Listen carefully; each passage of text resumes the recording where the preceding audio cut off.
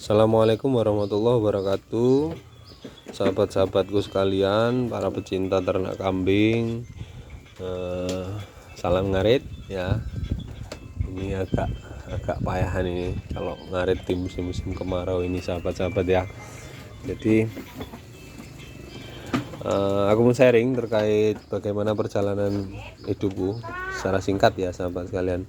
Nah, kenapa kok bisa dulu ambil jurusan peternakan dan sekarang kok tidak bekerja, malah ngingu kambing gitu ya, pelihara kambing itu gimana ceritanya. Jadi sahabat-sahabatku sekalian, dulu saya memang tidak punya pikiran untuk masuk ke jurusan peternakan waktu kuliah ya pengennya saya kuliah ya, karena bapak ibu juga guru dan beliau juga S1 gitu ya.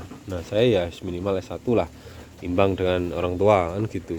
Nah ketika saya memutuskan untuk kuliah dan orang tua siap atau sanggup membiayai, jadi ya saya daftar di salah satu perguruan tinggi negeri di Lampung ya. Nah pilihan pertama itu fisika, karena saya emang hobinya berhitung gitu ya sahabat sekalian. Matematika, fisika, kimia itu saya suka sekali. Nah kecuali biologi saya tidak begitu tertarik. Nah di pilihan pertama, jadi waktu daftar itu diberikan dua pilihan. Pertama jurusan fisika, kedua saya secara random ngambil peternakan, nggak tahu gimana itu ceritanya. Nah ternyata setelah ikut tes, yang diterima malah yang pilihan kedua, yang peternakan. Nah jadi sedikit bingung waktu itu. Nah ini mau ngingu kambing masa harus kuliah kan gitu. Jadi ya kalau tidak mau sekolah di mana gitu kan, kalau diambil kok saya nggak ngerti apa ini gitu sahabat kalian. Jadi kayak si malakama lah itu. Nah akhirnya berkat dorongan orang tua, oke ambil saja, karena tidak semua punya peluang untuk masuk di perguruan tinggi negeri, kata orang tua begitu waktu itu. Akhirnya saya nekat gitu ya, masuk di sekolah di salah satu perguruan tinggi negeri di Lampung. Nah, jurusannya peternakan, ketemunya pelajaran biologi. Itu sangat bertolak belakang sekali dengan apa yang saya jadikan passion dalam hidup gitu ya. Nah, passion saya itu di fisika, di matematika, nah kok kuliahnya di biologi. Jadi sangat bertolak belakang dengan apa yang saya bayangkan gitu. Tapi ya mau bagaimana lagi, saya telan-telan saja dan akhirnya saya bisa menyelesaikan pendidikan S1 peternakan saya itu dalam waktu 6 tahun. Nggak nyampe deh, 5 tahun setengah. Nah, hampir kayak anak SD sahabat sekalian. Jadi saya terus terang itu karena yaitu tergopoh-gopoh ya, kalau kuliah itu ya luar biasa sulit. Nah akhirnya saya telan-telan saja. Nah saya masuk di jurusan peternakan. Nah lulus di 2018 awal. Saya tidak langsung memulai usaha ini, yaitu kesalahan saya waktu itu. Saya tidak berpikir betul-betul mana yang mau menjadi arah tujuan hidup saya tidak berpikir ke sana. Yang penting ke sana kemari nyari kerja, dapat kerja, punya gaji untuk foya-foya. Ya bujang kayak gitu kan. Nah, setelah menikah ternyata ya itu menyesal. Kenapa nggak mulai dari dulu gitu ya sahabat sekalian? Karena dari sisi ekonomi, usaha peternakan ini luar biasa sekali ya, apalagi di kambing. Saya memutuskan kambing karena satu, memang secara modal kita masih bisa jangkau ya. Kalau sapi itu lumayan berat ya sampai sekarang, kalau tidak bermain uang bank ya repot juga gitu. Nah saya memutuskan untuk usaha kambing ya. Nah kambing ini ada 3 jenis yang bisa diusahakan sesuai dengan kita belajar di bisnis ya, di dunia peternakan ya, di kampus ya. Ada 3. Yang pertama breeding itu menghasilkan anakan ya. Jadi kambing betina kita pelihara terus digemukkan, suruh lahir gitu ya, suruh hamil, kemudian hamil melahirkan. Nah anaknya kita kita rawat, kita jaga sampai anaknya bisa laku dijual di harga tertentu supaya dalam perhitungan ekonominya masuk kan gitu. Nah itu yang pertama, yaitu breeding. Breeding itu pokoknya fokusnya menghasilkan cempe atau anakan.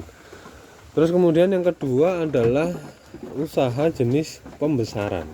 Nah pembesaran itu bagaimana? Kita cari kambing-kambing mau jantan atau betina sesuai sesuai peluang yang ada di tempat masing-masing gitu ya. Nah misal kita mau pembesaran kita cari jantan-jantan, kemudian yang umurnya lepas HP, umur 3-4 bulan itu yang harganya 800 sampai 1 juta misalkan. Nah setelah itu kita besarkan sampai umur 1 tahun. Nah jantan usia 1 tahun itu jantan siap digemukkan. Nah, sahabat sekalian kan gitu. Itu namanya pembesaran, membesarkan dari cempe menjadi kambing siap digemukkan. Nah, itu yang kedua, celah usaha yang kedua. Kemudian celah usaha yang ketiga adalah penggemukan. Jadi kambing yang di atas 1 tahun itu digemukkan. Ya, yang awalnya gepeng dibulatkan, yang awalnya ya kelihatan kurus pokoknya digemukkan. Nah itu 3 peluang itu ya, kalau belajar di kampus dibahas itu ya, ada breeding, kedua ada pembesaran, yang ketiga ada penggemukan ya kan, fattening. Nah ketiganya itu membutuhkan pakan yang berbeda-beda sahabat sekalian ya, kebutuhan mereka juga beda-beda, berdasarkan umur pun beda-beda juga. Nah akhirnya secara keilmuan memang perlu didalami, memang perlu pikir kembali ya, bagaimana model bisnisnya kan gitu. Nah saya memutuskan untuk breeding ya. Breeding itu mencetak ya, jadi pabrik ya. Jadi breeding adalah menghasilkan cempe ya, itu tadi. Nah bagaimana ketika kita berpikir mengenai menghasilkan cempe, maka yang harus kita pikirkan adalah menyediakan kandang yang ideal untuk breeding, memberikan atau menyajikan pakan yang ideal untuk breeding kan gitu. Dan yang ketiga adalah memberikan pakan yang ideal untuk menyusui kan gitu. Jadi siklusnya begitu. Jadi ketika kita memutuskan untuk breeding, maka kambing kita setting untuk hamil dan menyusui. Nah dalam siklus hamil dan menyusui itu sahabat sekalian memang perlu nutrisi yang cukup dan sesuai dengan apa yang dibutuhkan kan begitu. Nah oleh sebab itu kita berhitung. Nah cara hitungnya bagaimana? Seperti itu, seperti yang di video sebelumnya kan gitu sahabat sekalian ya. Nah jadi ketika kita memutuskan untuk breeding, nah maka kita bisa analisa 1 ekor kambing betina misalkan kita pelihara, posisinya siap kawin ya, kita pakan beli misalkan Rp2.000 per ekor, maka dalam 1 bulan menghabiskan Rp60.000. Dalam 1 tahun berarti 60.000 kali 12 sekitar 730 ya, 720.000. Nah kalau dalam 2 tahun maka bisa diasumsikan 1 ekor babon membutuhkan modal 1.500.000 untuk pakannya saja, 1 induk. Nah 1 induk dalam 2 tahun bisa memproduksi berapa cempe. Nah itu ketika kita concern di pakan, kita penuhi kebutuhan mereka untuk bereproduksi, maka sifat kambing yaitu prolifik, yang anaknya lebih dari 1 itu bisa muncul. Nah kalau muncul berarti peluang kita mendapatkan setiap kelahiran itu 2 ekor bisa besar. Nah misal 1 ekor itu lahir 1 ekor itu melahirkan 3 kali, kemudian setiap kelahiran 2 ekor yang lahir, maka 6 ekor. Nah 6 ekor ini ketika lepas HP kita jual misalkan di angka 500.000 ya. 500.000 kali 6 berarti sekitar 3 juta. Nah modalnya berapa? 1.500.000 gitu ya sahabat sekalian. Maka modal 1.500.000 untuk beli pakan kambing hasilnya 3 juta gitu ya. Nah, jadi hasil bersih 1.500.000 bagi 2 berarti 750 kan gitu. Nah, 750 per tahun itu dihasilkan oleh kambing betina 1 ekor kan gitu. Kalau 10 ekor berarti keuntungan kita bisa 7.500.000. Kalau 20 ekor bagaimana? Ya 20 ekor berarti keuntungan kita bisa mencapai 15-an juta per tahun. Kalau 100 ekor bagaimana? Nah, kita bisa menghasilkan 75 juta rata-rata per tahun. Kalau kita pelihara kambing 100 ekor. Syaratnya apa? Berikan kandang yang cukup ruangnya untuk ternak kita. Kemudian setelah itu kita berikan pakan yang ideal ya, yang tepat dosis, tepat porsinya, tepat waktu pemberiannya. Kemudian setelah itu kita pastikan semua hal yang berkaitan dengan reproduksi kita cukupi, seperti menghasilkan susu yang banyak bagaimana. Kalau pakan itu sudah selesai hitungannya, maka susunya nanti banyak, melahirkannya gampang ya. Kemudian siklus melahirkannya bisa 8 bulan sekali, bisa tepat ya, bahkan kurang dari itu.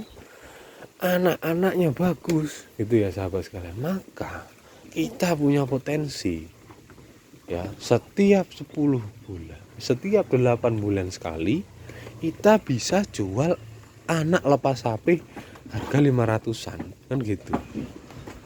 Itu ya sahabat sekalian. Jadi coba dibayangkan gitu ya, kalau kita semua pakan itu beli. Kalau pakan itu kita nyari ke sana kemari sahabat sekalian, saya ragu. Karena apa? Nanti di tengah-tengah prosesnya ada yang kembung, kemudian ada yang keracunan. Keracunan kan tidak langsung mati. Ada yang dia secara respon fisiologis terlihat baik-baik saja, tapi dalam metabolisme itu tidak baik-baik saja, bisa membunuh janin misalkan, atau bisa menghambat produksi susu misalkan, karena kita tidak terukur pakannya ya. Ke utara nyari apa dapatnya apa, dikasih ke selatan nyarinya apa dapat apa dikasih kan gitu. Itu resikonya. Tapi kalau kita pakan semua beli, ya insya Allah bagus hasilnya. Itu ya sahabat sekalian. Jadi ayo kita ubah mindset ya. Mindset itu paling penting ya. Kita pelajari kambing itu bagaimana, kita pelajari kebutuhan pakannya itu tercukupinya dari apa gitu ya. Asumsi pakan 2.000 per ekor per hari saja sudah memberikan keuntungan 750.000 per ekor betina produktif dalam 1 tahun ya kan gitu. Kita tinggal kalikan dengan jumlah gitu. Oke, memang saya masih dalam posisi merintis ya, kambingnya masih sedikit, tapi kan bisa jadi contoh untuk sahabat sekalian ya. Oh berarti walaupun saya mulai dengan skala kecil itu pun untung gitu loh sahabat sekalian ya. Jadi jangan ragu, apa yang kita berikan ke ternak kambing kita, maka itu nanti yang akan kita tuai dari kambing yang kita berikan pakan itu tadi gitu loh. Semakin bagus pakannya semakin bagus produksinya gitu loh sahabat sekalian ya. Oke, mungkin itu saja ya gambarannya gitu. Secara bisnis per 1 ekor ketika kita berikan pakan beli Rp2.000 per hari, maka keuntungan kita per tahun bisa di 750.000 per ekor. Nah, tinggal dikali, kalau punya 100 ekor berarti ya 75 juta per tahun kan gitu. Ya enggak sama kalian nanya itu. Lalu kan perlu modal untuk iya, makanya ayo merintis dari kecil. Tapi kita jangan batasi mimpi kita gitu. Walaupun ini masih kecil, tapi kita punya optimisme untuk saya harus bisa menjadi besar, saya harus bisa menjadi seperti korporasi kan begitu ya sahabat sekalian. Oke, mungkin itu saja ya, videonya sedikit panjang memang, hampir 15 menit. Semoga bermanfaat bagi sahabat-sahabat sekalian. Salam ngarit, salam peternak kambing. Wassalamualaikum warahmatullahi wabarakatuh.